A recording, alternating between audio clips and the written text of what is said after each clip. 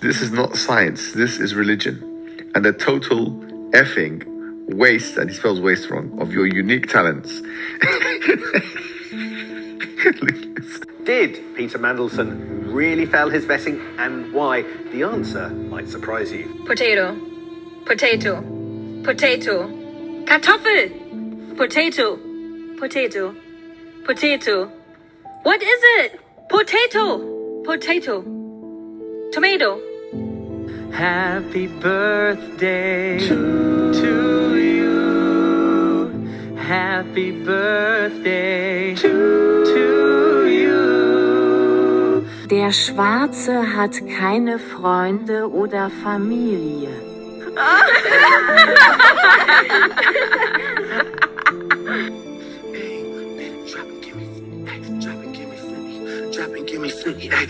I hear you like I'm young. You better not ever go to Cell Block 1. To any bitch that talk to him and they in love, just make sure you hide your little sister from him. Maldita rata.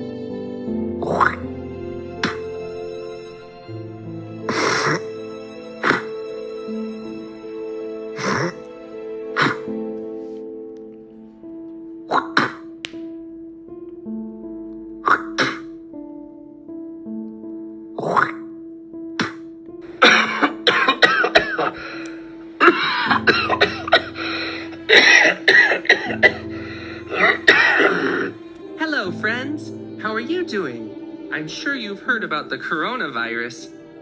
Do you know what it is? Sure you do. Everyone is talking about it. I've looked up information about what we know so far. I am a trans ally, of course. I actually ran to my old college roommate at the airport. I found out that they had recently transitioned. And I was thrilled because I had forgotten their name.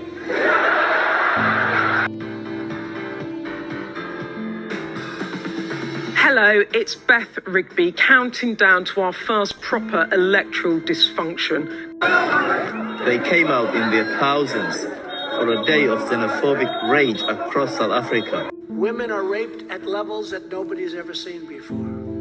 They don't want to mention that. So we have to change our laws. And the Democrats, what they're doing is just, it's insanity. Nobody understands what's going on. Good morning. How are you doing on this fine morning? Morning. I am working. Estoy trabajando. Baguette. Baguette. Baguette. Mine. Mine. Mine. Mine. Mine. Mine. Mine. Mine. Mine. Mine. Mine. Mine. Mine. Mine. Mine. Il est comme ci, comme ça. Il est un paquet. Il est électrique. وتنكر صومالي نقوى. صومالي نقوى. So, you're a kafir. You're a kafir.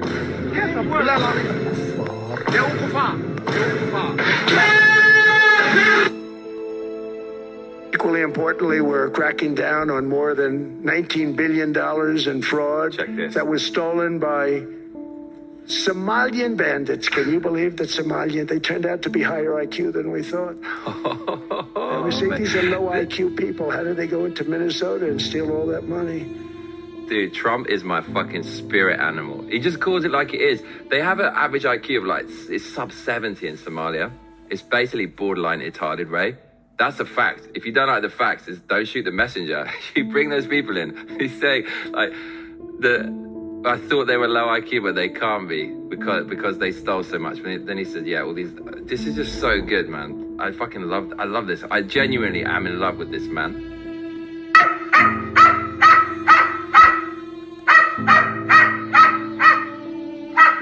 They've abandoned him. And what for? A pair of eyelashes and a black t-shirt. He is now choosing to buy dirty Russian oil. Should be your own prerogative if you do it. Like, I'm not knocking the person who wants to, because he might have had a vendetta. He might have been Pinky Man. He might have been the Pinky joint on a bang. Given that he had revelations, he turned down a job with MI6. I think the whole house will be wondering what might have been. Double O David.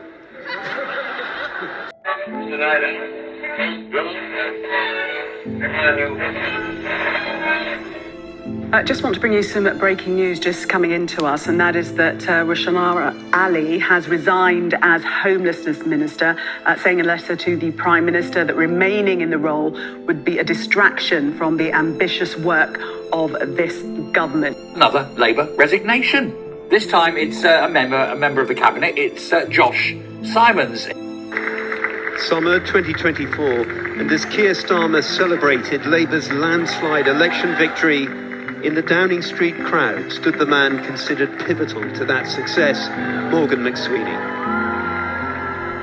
The strategist who previously had led Keir Starmer's bid to become Labour leader, who'd become in Downing Street his chief of staff, but in recent months increasingly a lightning rod for growing party dissent amidst repeated policy U-turns. Calls had grown for McSweeney's dismissal over his role in Peter Mandelson's appointment as ambassador to the US. Ashton MP Angela Rayner has resigned from the government. She has left her job as Deputy Prime Minister and Housing Secretary. But Wes Streeting has resigned as Health Secretary literally just in the last 2 minutes. I'm going to read you some of his resignation letter to Sir Keir Starmer. I'll be honest, I'm reading this for the first time as I read it out, but I'll try and get you some of the key excerpts. He talks about progress that he has made as Health Secretary and stats that were reported today. He says they are good reasons for him to remain in post, but, Wes Streeting continues, as you know, that's Keir Starmer from our conversation earlier this week, having lost confidence in your leadership, I have concluded that it would be dishonourable and unprincipled to remain as Health Secretary. Will be led by the Cabinet Secretary. Look at his hands. Supported by the man who promised stability is literally shaking at the dispatch box. The weight of the lies is finally catching up. It will be led by the Cabinet Secretary, supported by government legal teams. This wasn't just a tough PMQs. This was a total collapse. Let me read you a quote. It's a quote from you in December 2021, talking about the then Prime Minister, Boris Johnson. The Prime Minister's lost the authority to lead. He's so weak, his party is so divided, he can't provide the leadership we need at this crucial time. He can't discharge the basic functions of government anymore. And I put it to you, that is an accurate description of your predicament right now. I put it to you that that is wrong. The Defence Secretary, John Healey, has in the last few minutes resigned from the Cabinet in an excoriating letter to Sir Keir Starmer. Yeah, look, I'm not going to walk away. I don't think we should plunge the country into the chaos of a leadership election. But if that happens and you stand, wouldn't you be a contributor to that chaos? I don't think it should happen. But if it does happen, I will fight. Just moments ago, UK Prime Minister Keir Starmer resigning after mounting pressure from the Labour Party and the public. I will resign as leader of the Labour Party. I have spoken to His Majesty the King this morning to inform him of my decision. I will ask the National Executive Committee of the Labour Party to set out a timetable with nominations opening on the 9th of July and completed by the summer recess. When I leave the biggest job in the country, I shall spend more time on the most important job, being the best husband I can to my fantastic wife Vic, who has been a rock by my side through good times and bad, and being the best dad I can to my beautiful children, who are my pride and my joy. Thank you very much. Are they people who will live up to the promises they made about standards and the rules mattering, or are they people who abandon their promises to be complicit in a cover-up? Given that he had revelations he turned down a job with MI6, I think the whole house will be wondering what might have been. Double O David.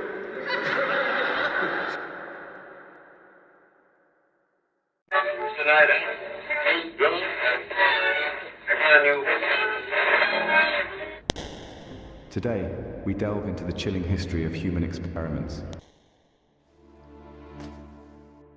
Bismillah ar-Rahman ar-Rahim. In the name of Allah, the most merciful, the ever merciful. Throughout history, human societies have sought ways to influence the beliefs, emotions, and behaviors of others. Whether through religion, political ideology, propaganda, or psychological cohesion, the desire to shape human thought has been a recurring feature of civilization. While the term brainwashing often evokes images of secret government experiments or Cold War espionage, attempts to influence the human mind are far older than the 20th century. What has changed over time is not the objective itself, but the methods used to achieve it. The concept of brainwashing entered popular vocabulary during the Korean War, when journalist Edward Hunter used the term to describe alleged communist methods of ideological conversion. Since then, scholars have questioned both the accuracy and the usefulness of the term. Psychiatrist Robert J. Lifton, whose research into Chinese thought reform remains one of the foundational academic works on the subject.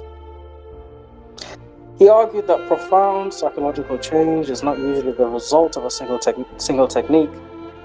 Instead, it emerges through prolonged exposure to environments that combine authority, isolation, repetition, emotional pressure, and control over information.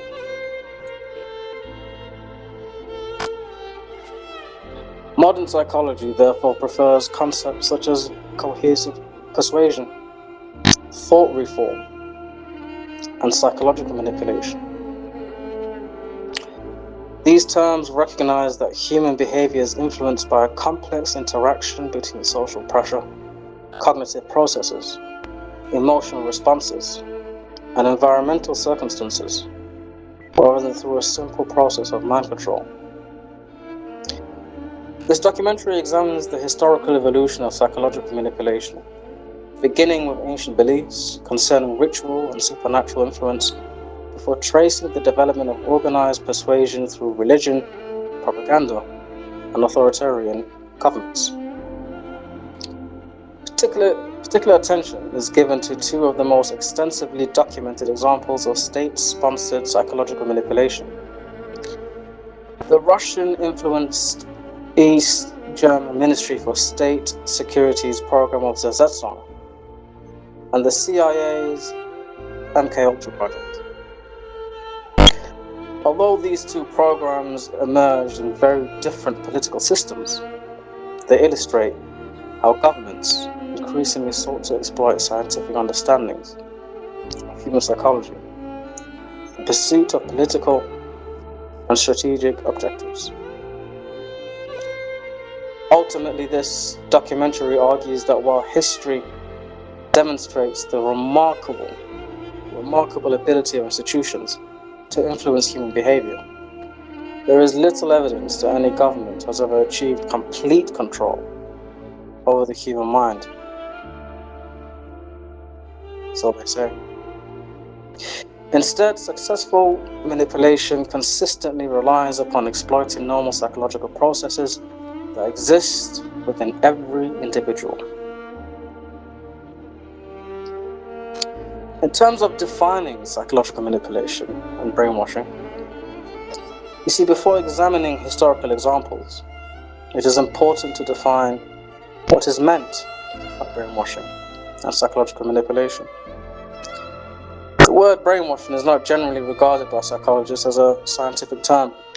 Instead, it developed largely through journalism and political discourse during the early Cold War. In contrast, researchers employ concepts such as cohesive persuasion, thought reform, psychological cohesion, and behavioural influence, all of which describe different methods through which beliefs and behaviours may be altered. Lifton communicates that thought reform operates through several interconnected mechanisms. These include controlling an individual's environment, regulating access to information, encouraging public confession, creating dependency upon authority, manipulating guilt, and establishing an ideology presented as absolute truth. Rather than erasing an individual's personality, these methods gradually reshape how individuals interpret reality. Similarly, social psychologist Edgar Sheen argued that cohesive persuasion typically requires 3 stages. Stage 1 is the breaking down of existing beliefs, creating uncertainty, and rebuilding identity according to a new ideological framework. Breaking down existing beliefs, creating uncertainty, and rebuilding identity according to a new ideological framework. Modern neuroscience also demonstrates that the human brain is highly adaptable through neuroplasticity, repeated experiences, physical strength. Modern neuroscience also demonstrates that the human brain is highly adaptable through neuroplasticity, repeated experiences, physically strengthen certain neural pathways while weakening others. It does not imply that people can be programmed like computers. Instead, repeated exposure to ideas, environments, and emotional experiences can gradually influence beliefs and behavior. Consequently, psychological manipulation should be understood not as a magical mind control, but as the deliberate exploitation of normal cognitive processes. For example, in ancient origins of human manipulation, we see that psychology is a relatively recent scientific discipline. It attempts to influence human thought, which can be traced back thousands of years. Ancient Egyptian priests employed elaborate rituals involving incense, chanting, architecture, and a symbolic imagery to inspire awe and reinforce religious authority. Similarly, the Oracle of Delphi in ancient Greece used carefully staged ceremonies that convinced visitors they were receiving divine guidance. Historians generally interpret these practices as powerful examples of social and psychological influence, rather than supernatural intervention. The Greek mystery religions likewise created emotionally transformative experiences through secrecy, symbolic initiation rituals, fasting, music, and dramatic ceremonies. Modern psychologists recognize that such experiences could produce altered emotions, especially in terms of group participation. Perhaps the first systematic study of persuasion emerged through Greek philosophy. Individuals such as Plato warned that rhetoric could manipulate. It could manipulate citizens by appealing to emotion rather than reason. His student Aristotle, however, viewed persuasion as a neutral tool that could be analyzed scientifically. In rhetoric, Aristotle identified 3 essential elements of persuasion: ethos, which is the credibility of the speaker, who the speaker is, his reputation, his character, one who's known; pathos, which is the appealing to emotion, so one could relate to his audience; and logos, which is the action of appealing to one's reason. Remarkably, these same principles continue to underpin modern advertising, political communication, and public relations. Thus, long before psychology became an academic discipline, philosophers recognized that human judgment could be influenced through carefully constructed communication. Throughout the medieval and early modern periods, religious institutions became among the most influential organizations in shaping collective belief. Religious ceremonies, repeated prayers, communal worship, sacred texts, confessions, and symbolic rituals which would reinforce one's identity or shared identities across entire societies. Centuries later, psychologists such as Salman Ash experimentally demonstrated the extraordinary influence of group pressure. In these famous conformity experiments, participants knowingly gave incorrect answers simply because everyone else in the group appeared to agree. These findings revealed that social acceptance often competes with independent judgment.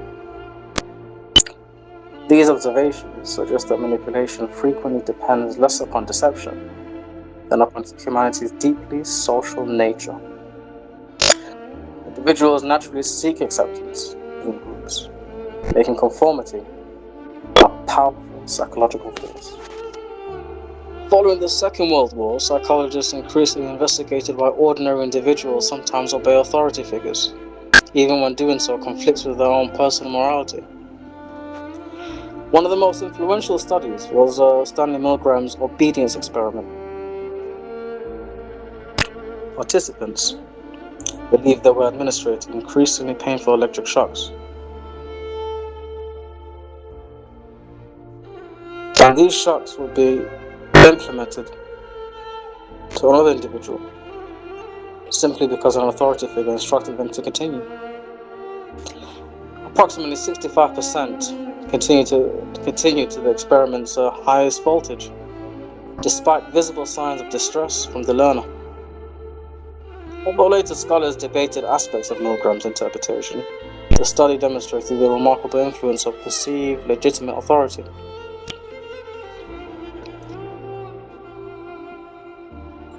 Similarly, Leon Fistinger's theory of cognitive dissonance explained that individuals experience psychological discomfort when their actions conflict with their beliefs. Rather than changing behavior, people often adjust their beliefs to reduce this internal conflict. Together, these studies suggest that manipulation is rarely achieved through extraordinary techniques.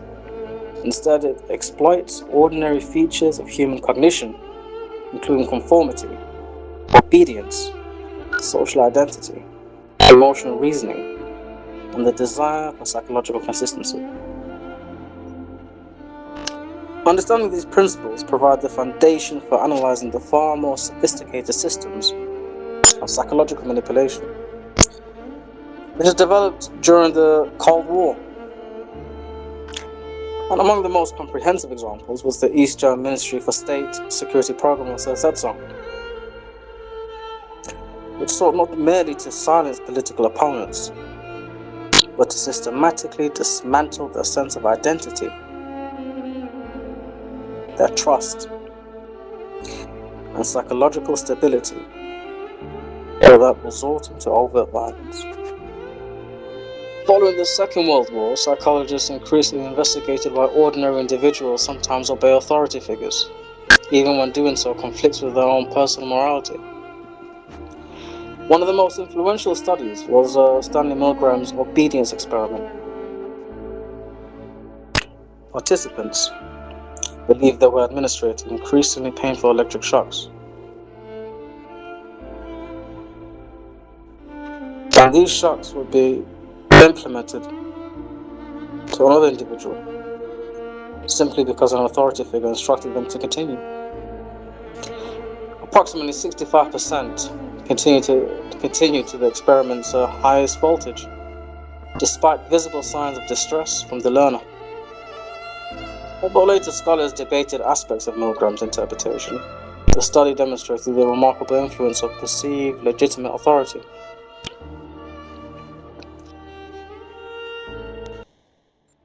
Similarly, Leon Fistinger's theory of cognitive dissonance explained that individuals experience psychological discomfort when their actions conflict with their beliefs. Rather than changing behavior, people often adjust their beliefs to reduce this internal conflict. Together, these studies suggest that manipulation is rarely achieved through extraordinary techniques. Instead, it exploits ordinary features of human cognition, including conformity, obedience, social identity, emotional reasoning, and the desire for psychological consistency.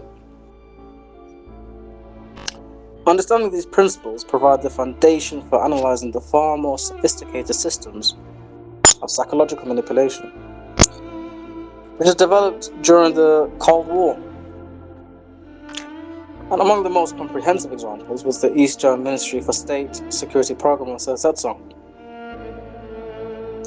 which sought not merely to silence political opponents, but to systematically dismantle their sense of identity, their trust, and psychological stability without resorting to overt violence. Few governments have institutionalized psychological manipulation as systematically as the German Democratic Republic, or its acronym, the GDR, more commonly known as East Germany. In the Second World War, East Germany became a Soviet-aligned socialist state, and in 1950 established a Ministry for State Security, commonly referred to as the Stasi. Although the Stasi initially relied upon arrests, imprisonment, and interrogation to suppress political opposition, by the late 1960s and early 1970s, it increasingly adopted a far more subtle strategy of psychological repression known as Zersetzung. The German word Zersetzung literally translates as decomposition,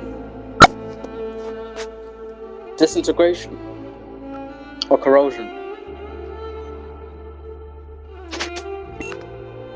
Rather than physically imprisoning political opponents, the objective was to gradually destroy their psychological resilience, social relationships, professional reputation, and confidence until they become incapable of resisting the state. Unlike traditional forms of repression, which often created political martyrs and attracted international criticism, Zersetzung was designed to leave few visible traces. The victim frequently appeared to outsiders to be suffering from personal problems or mental illness rather than deliberate persecution. The strategy reflected an important evaluation in state control. Instead of silencing dissent through violence alone, the Stasi sought to manipulate an individual's perception of reality. The goal was not to simply punish opposition, but to make resistance psychologically exhausting. To understand the scale of the Stasi, or as to how Zersetzung became possible, it is important to appreciate the extraordinary size of the Stasi.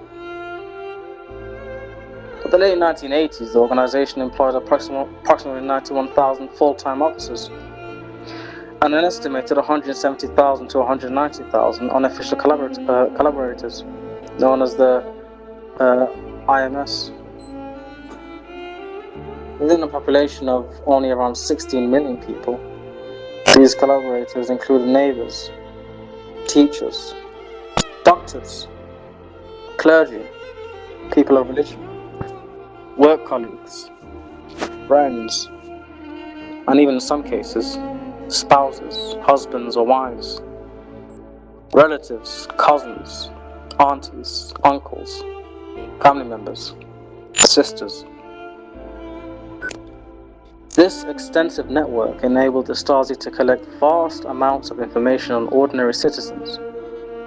Individuals were monitored not only for criminal activity, but also for political opinions, religious beliefs, travel requests, artistic expressions, and personal relationships. Such detailed surveillance allowed the Stasi to tailor psychological operations to each target's individual vulnerabilities. Unlike many secret police organizations, the Stasi rarely acted randomly. Officers first compiled comprehensive psychological profiles, analyzing an individual's habits, personality traits, social networks, financial circumstances, and emotional relationships before selecting methods of disruption. In terms of the Directive 176, the formulation of the Zersetzung, this would probably be perhaps the strongest evidence that Zersetzung was an official government policy, which came from that specific directive in 1976.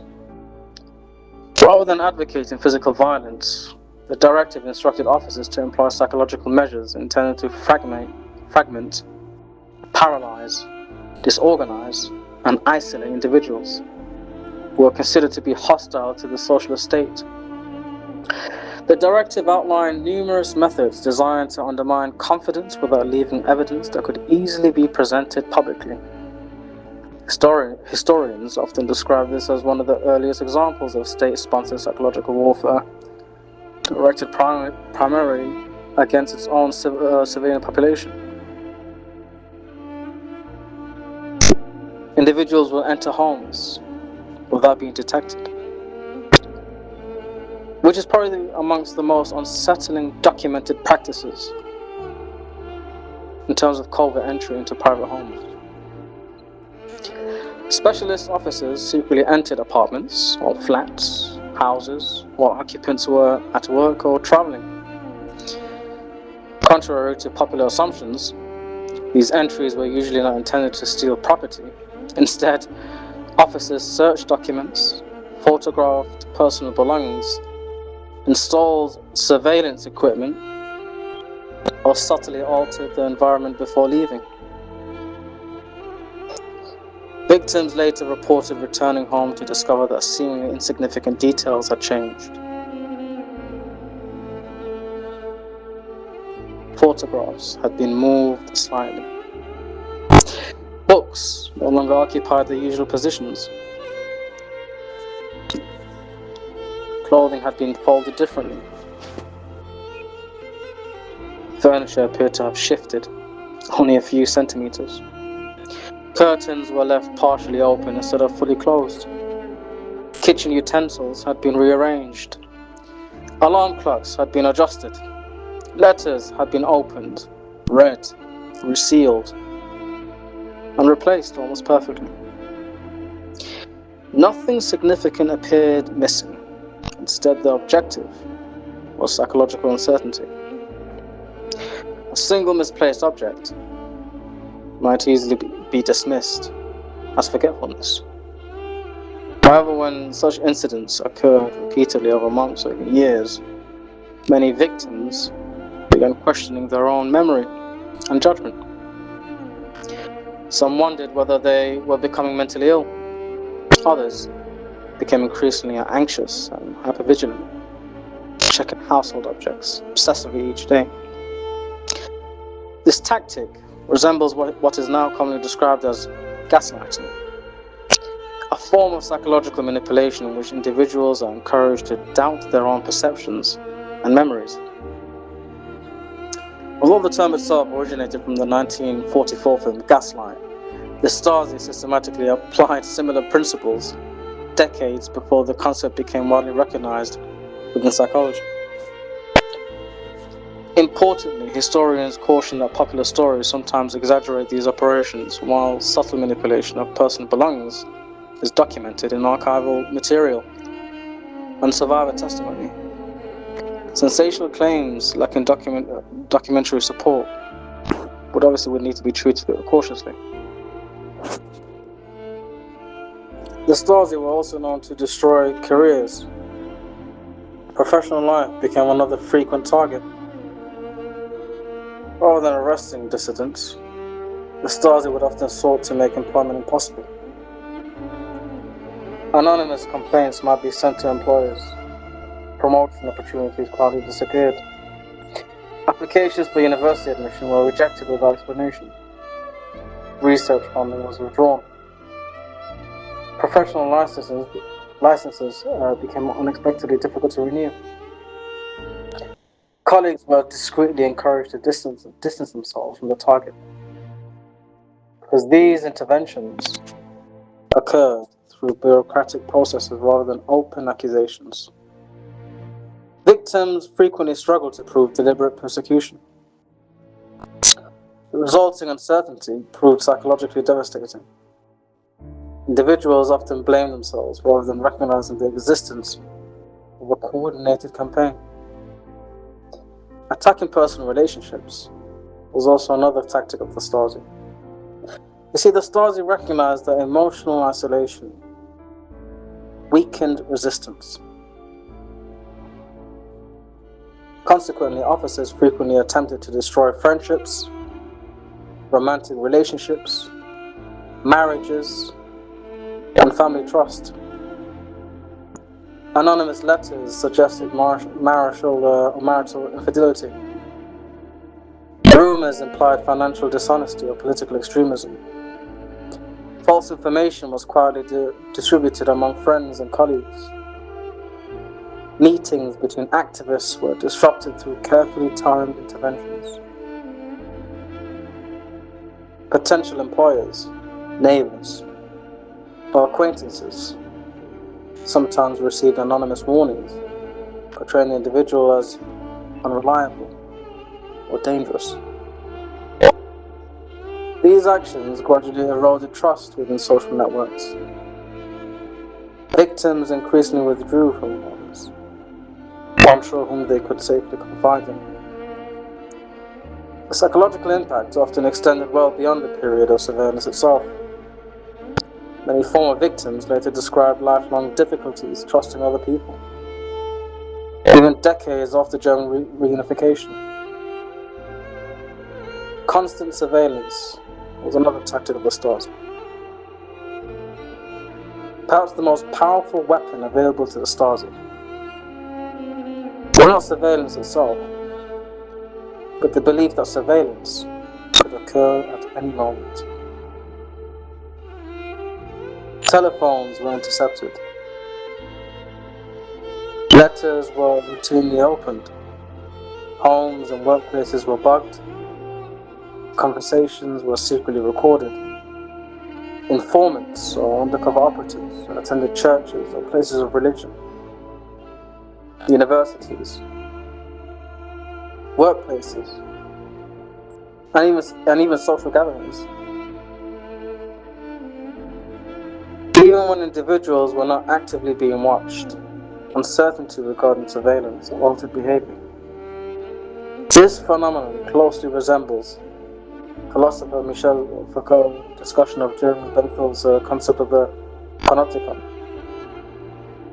In a panoptic system, individuals regulate their own behavior because they believe they may be observed, regardless of whether observation is actually occurring. You see, the Stasi effectively transformed uncertainty into a mechanism of social control.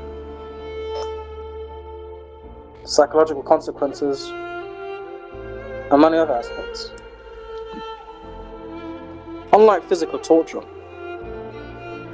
so a satsang often left no visible injuries, or physical injuries. Nevertheless, its psychological consequences were profound. Victims commonly reported chronic anxiety, insomnia, depression, hypervigilance, panic attacks, social withdrawal, and feelings of helplessness. Some became convinced they were developing mental illness because they could not explain the increasingly strange events occurring around them. Others lost careers, marriages, friendships, and professional reputations despite never being formally charged with any crime. Psychologists today recognize many of these symptoms as consistent with prolonged exposure to psychological trauma. So the question at hand is, Why was Sir Setsong effective?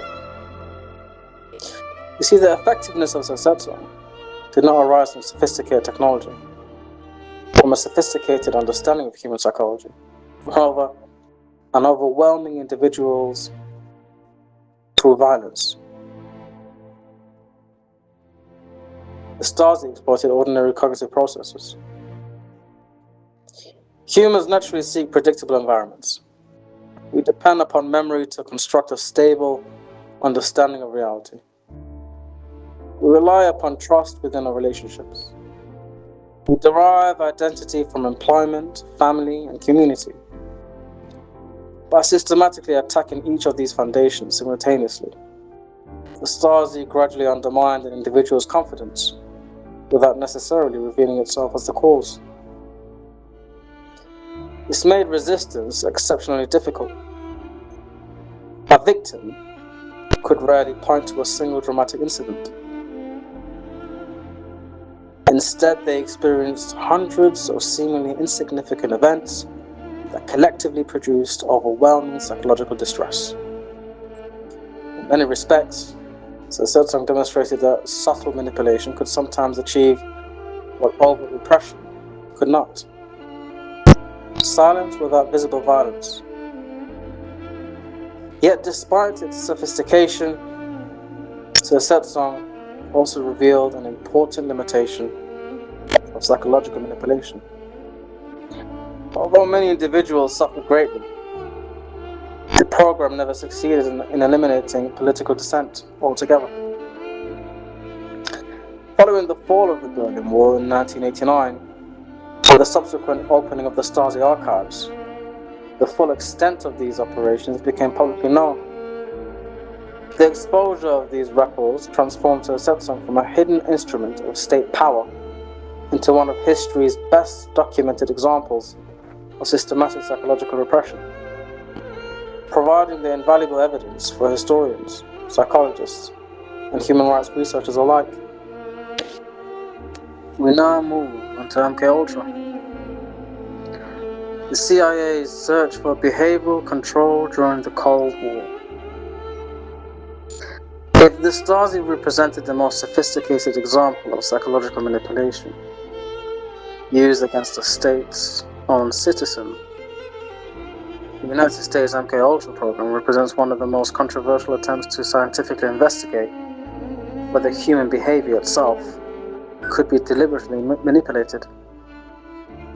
Unlike the Stasi's Sir Setsong, which sought to wear down political opponents through long-term psychological pressure, MKUltra attempted to answer a more fundamental question. Could science produce reliable methods for controlling, altering, or influencing the human mind? Although popular culture often portrays MKUltra as a successful mind control program, the historical evidence presents a more nuanced picture. Declassified documents, Senate investigations, and surveillance CIA records demonstrate that the program conducted extensive and often unethical experiments involving drugs, hypnosis, sensory deprivation, and other psychological techniques. However, there is no credible evidence that it achieved reliable, repeatable methods for completely controlling an individual's thoughts or actions. Or some argue that that might be the case. To understand why MKUltra was created, it is necessary to consider the political climate of the early Cold War.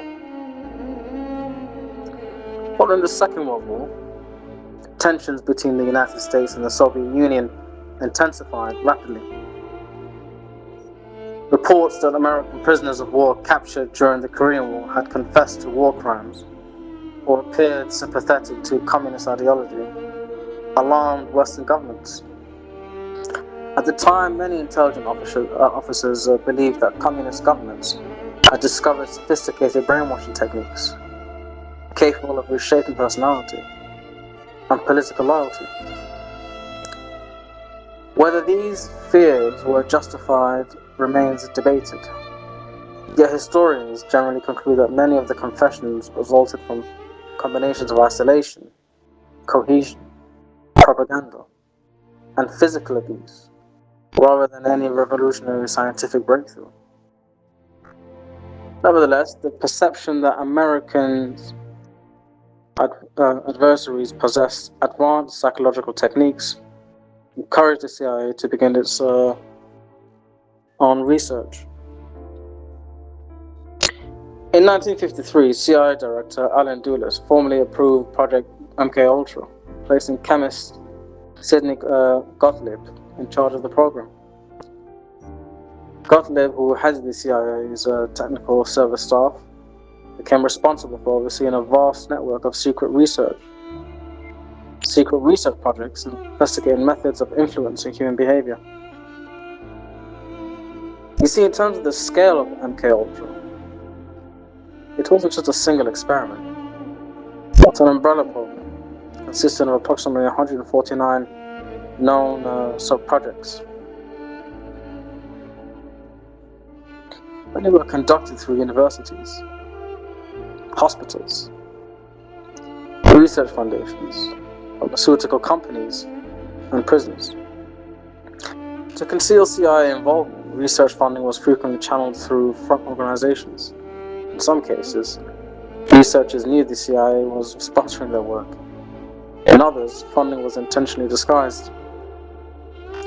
The destruction of many MKUltra records in 1973, ordered by then CIA Director Richard Helms, means historians will probably never know the program's complete scope. Fortunately, approximately 20,000 financial records survived by chance, allowing later investigations to reconstruct much of the project. Yet, this experiment, as we call MKUltra, engaged in LSD experiments. In other words, perhaps the best known aspect of MKUltra involved experiments with LSD,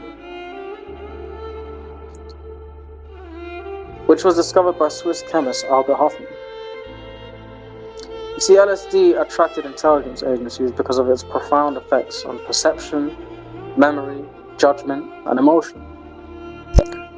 CIA researchers wondered whether the drug might function as a truth serum, disable enemy agents, increase suggestibility during interrogation, or even create temporary confusion in covert operations. Hundreds of experiments were conducted involving military personnel, prisoners, psychiatric patients, students, and civilians. Some participants volunteered, others received LSD without their knowledge or consent. Researchers carefully observed reactions, recording changes in behavior, perception, emotional stability, memory, and decision-making. The results, however, proved disappointing. Responses varied dramatically between individuals. Some became cooperative, while others became frightened, paranoid, confused, aggressive, withdrawn, or psychologically distressed. Instead of producing predictable behavioral control, LSD often generated highly unpredictable reactions that made it unsuitable for intelligent purposes. Ironically, the program demonstrated one of the major limitations of pharmacological manipulation. Drugs can alter consciousness, but they cannot reliably determine what an individual will think or do. Another area of research involved hypnosis.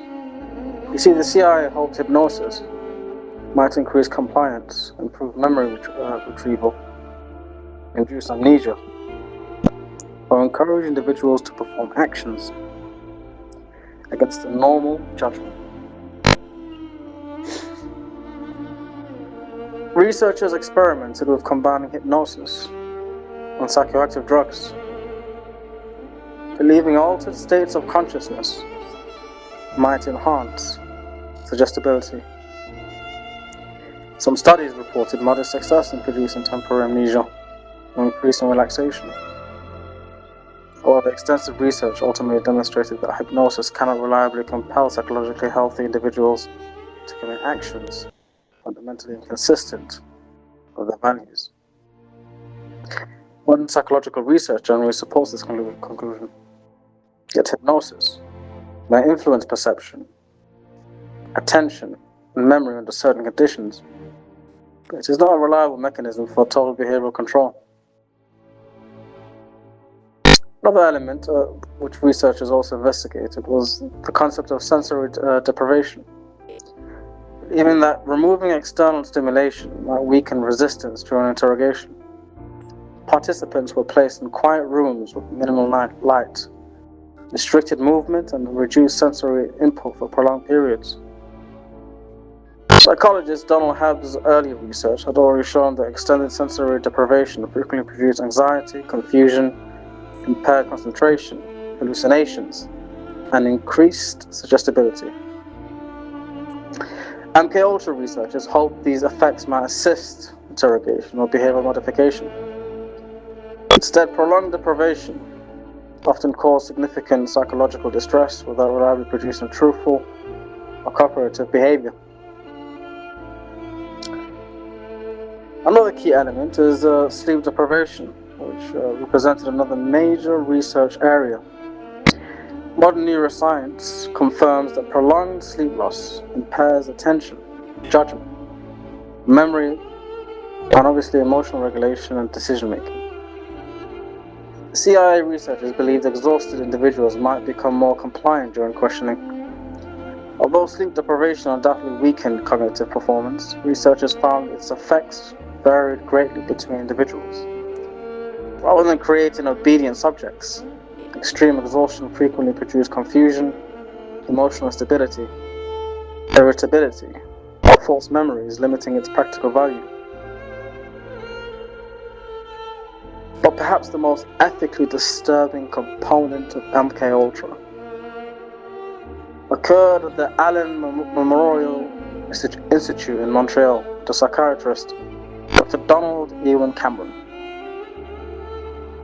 Dr. Cameron believed severe psychiatric illness could be treated by first erasing existing patterns of thought. When I mean thought, I mean a process he called depatterning. For rebuilding personality through repetitive audio messages known as psychic driving, patients received repeated high-intensity electroconvulsive therapy. Prolonged drug-induced sleep, sensory isolation, and thousands of repetitions of recorded statements intended to influence attitudes and behavior. Many patients had entered hospital seeking treatment for relatively common conditions such as anxiety or depression. Instead, some emerged suffering permanent memory loss, impaired cognition, difficulty recognizing family members, personality changes, and long-term psychological trauma. Although Cameron believed he was advancing psychiatric science, historians generally regard these experiments as among the most serious ethical violations associated with MKUltra. Yet one of the most unusual MKUltra sub-projects became known as Operation Midnight Climax. Beginning in the mid-1950s, the CIA established covert apartments in San Francisco and later New York. Sex workers working with the agency invited men to these locations, where the men were secretly given LSD or other substances without their knowledge.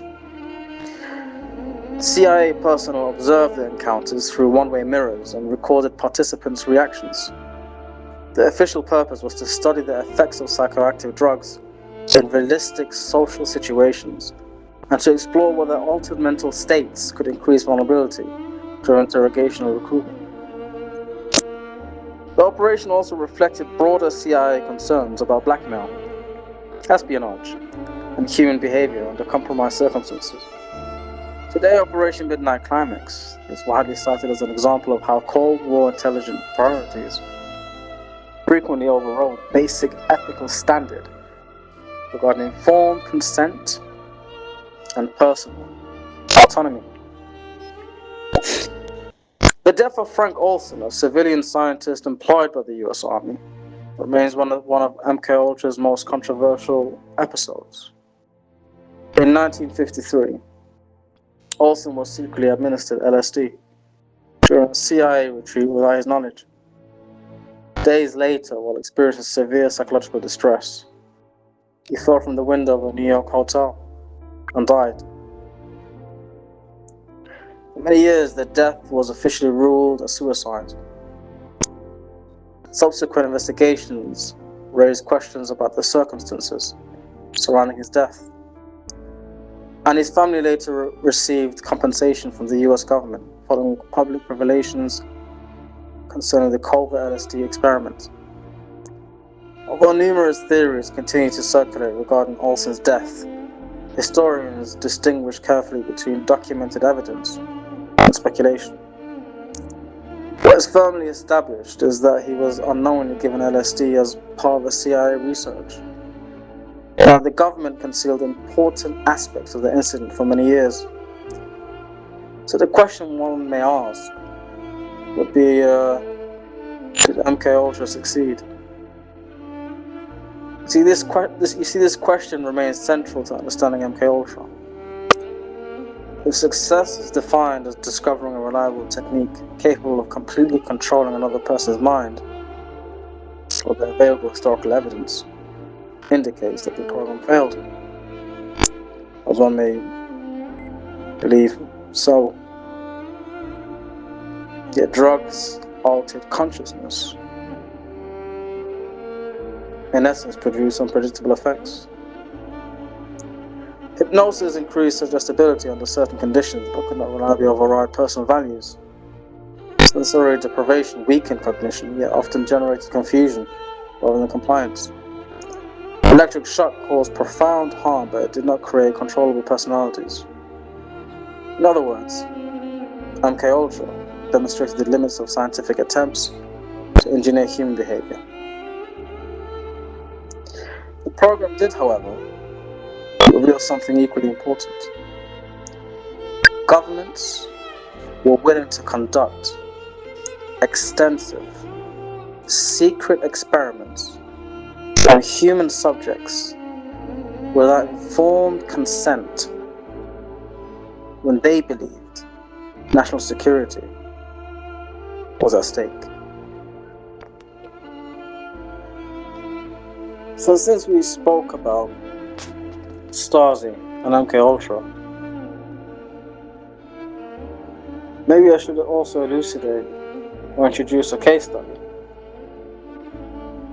Of course, this case study has nothing to do with myself. That would be absurd. It's a hypothetical case study. You see, it is the digital construction and destruction of an individual. To understand the potential dangers of modern psychological manipulation, it is useful to construct a hypothetical case study, examining how historical methods of cohesive control could theoretically combine with 21st century digital technologies. This case study does not describe a documented real-world operation. Instead, it explores a dystopian scenario. It's fiction. This would never happen in a democracy, of course.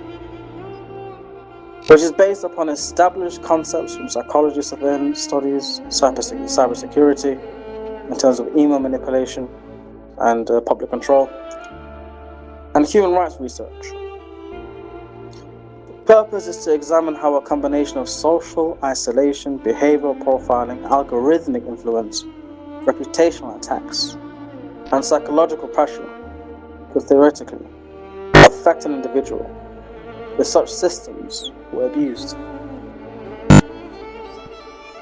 So this hypothetical individual, let's call this individual subject Y. YD. Or JD, actually. Maybe we should call him JD. You see, JD experience is a gradual erosion of privacy, social trust, identity in terms of his faith, his background, his personhood, even in terms of attacks in terms of his sexuality, and access to support networks. The case demonstrates how modern technologies could amplify historical forms of psychological manipulation. So, stage 1, social isolation and psychological vulnerability. See, the first stage of manipulation involves creating conditions of isolation. As I mentioned before, you look at the historical examples, they demonstrate that isolation is one of the most effective methods of weakening resistance. The Stasi-Zetzung program deliberately targeted friendships, employment and relationships, and personal trust, because individuals became psychologically vulnerable when they believe they have no reliable support network. In this hypothetical scenario, subject JD gradually becomes disconnected from friends, colleagues, and community networks. And let's say he moves to Sheffield.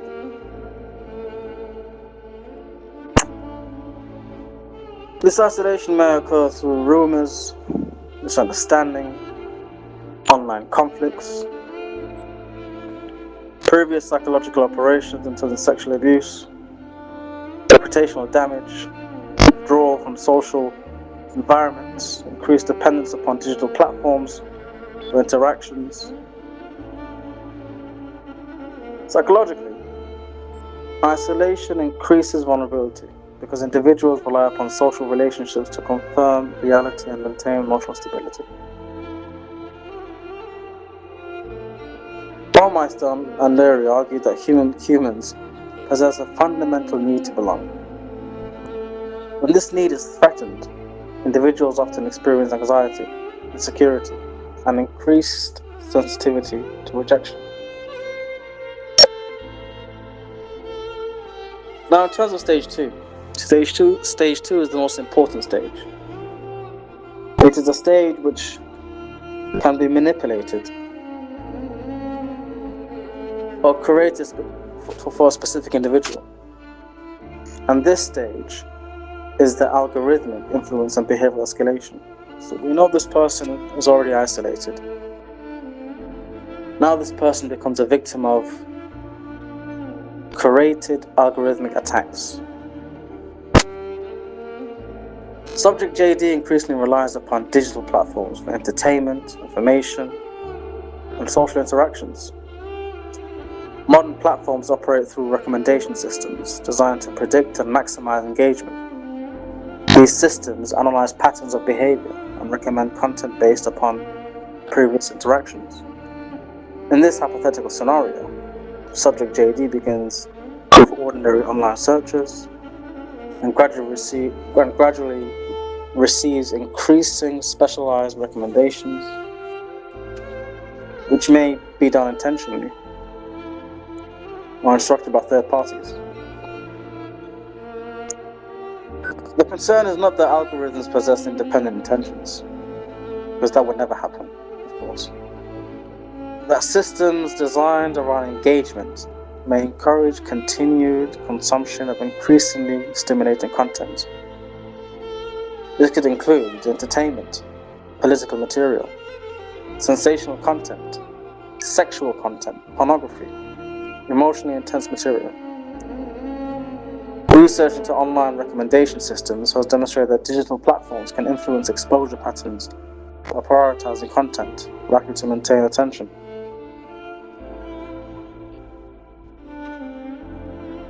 Now for stage 3. As this person has been isolated intentionally, then the mechanisms of algorithm has been used in terms of stage 2, which has been specifically created for that person, in terms of what he sees, what he does,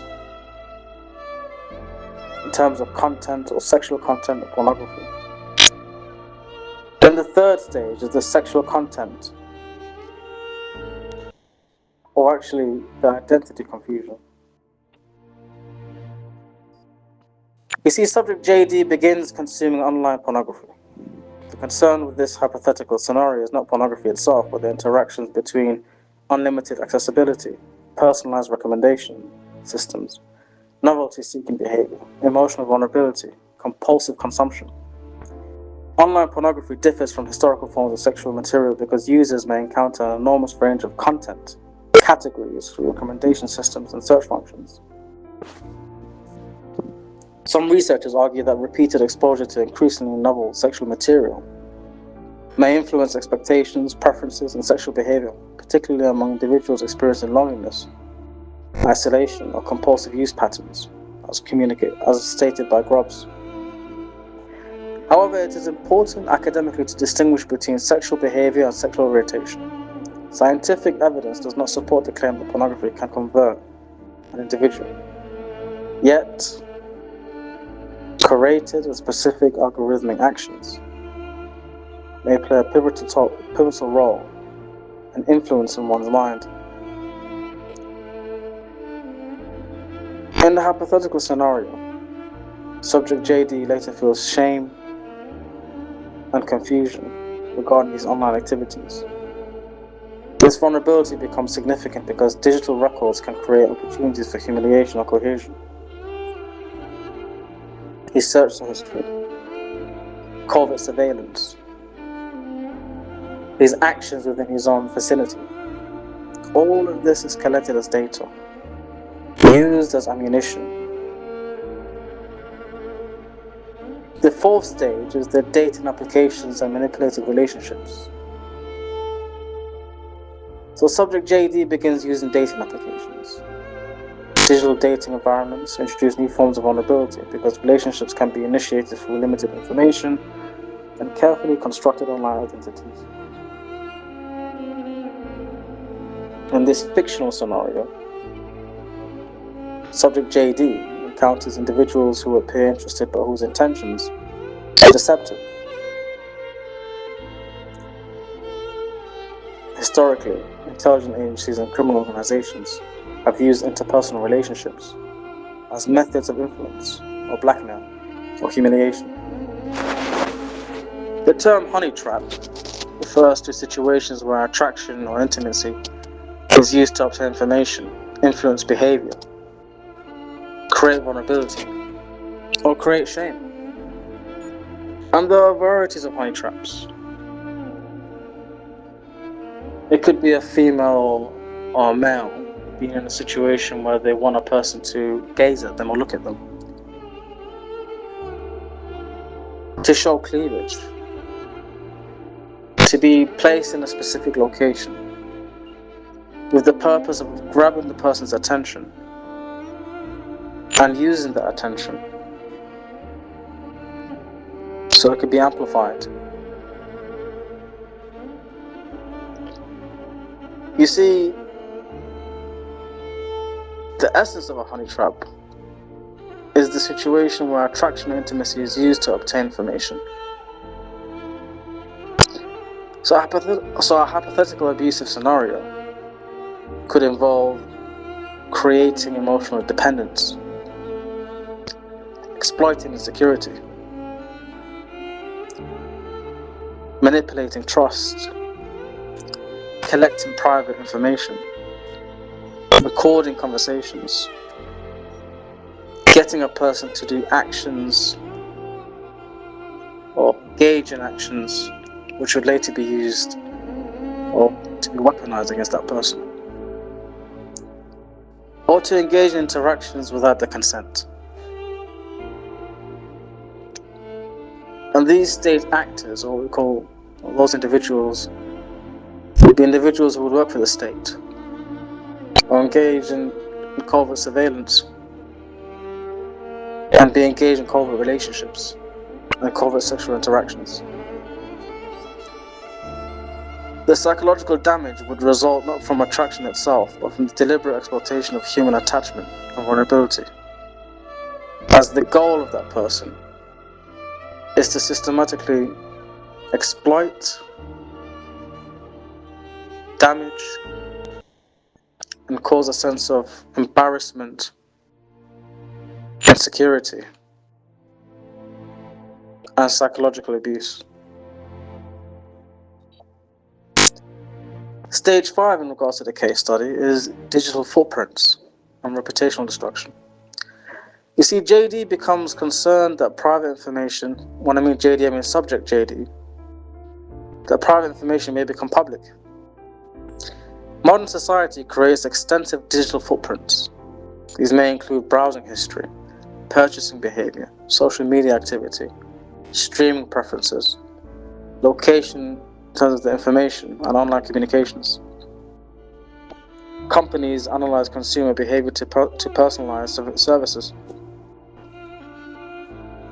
in terms of advertising and recommendations. The ethical concern emerges when personal information is misused, exposed, stolen, or taken out of context. A hypothetical attacker could attempt to construct a narrative about subject JD by selectively presenting private searches, personal interests, purchases, online conversations, and so forth. And this creates a form of digital character assassination, where fragments of a person's life are presented as proof of a negative identity. Boyd describes this problem as context collapse. Information created within one social setting can later be interpreted by audiences who lack the original context.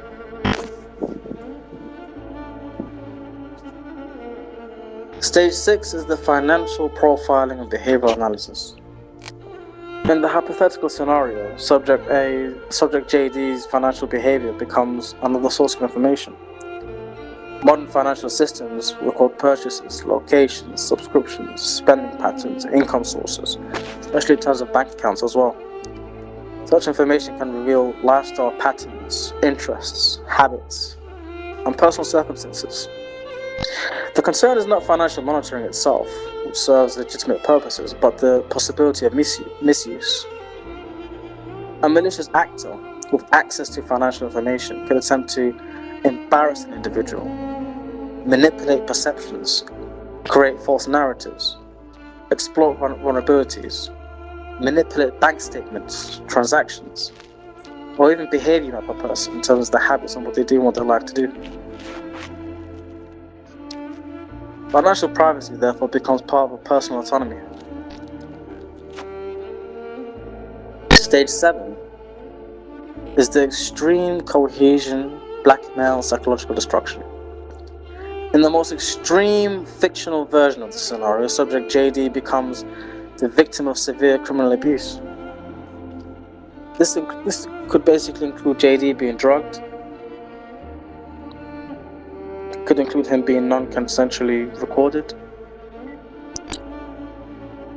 Aspects of him being sexually exploited, blackmailed, threatened, humiliated, sexually abused, sexually penetrated, and all these other aspects. These acts would represent serious crimes and violation of fundamental human rights.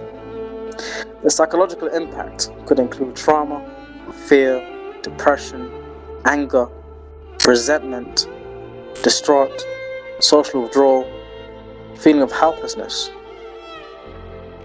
or bitterness. Research into trauma demonstrates that prolonged exposure to threats and humiliation can profoundly affect emotional regulation, memory, and identity. Stage 8 is the digital public humiliation and loss of due process. This is the final stage of this hypothetical scenario, which involves public judgment and global judgment. Information is released online, creating a widespread narrative about subject JD. Social media accelerates this process because emotional content often spreads faster than verified information. The danger is that public opinion may replace legal investigation. Historically, democratic justice systems are based upon evidence, due legal process, scrutiny of evidence, presumption of innocence, and the right to defense. Yet a digital environment where accusation becomes accepted as facts creates the possibility of social punishment without legal examination. This represents a modern version of psychological control, not controlling thoughts directly, but controlling the social environment in which a person exists. So what is the psychological outcome? The final consequence for subject JD is not simply embarrassment or social rejection.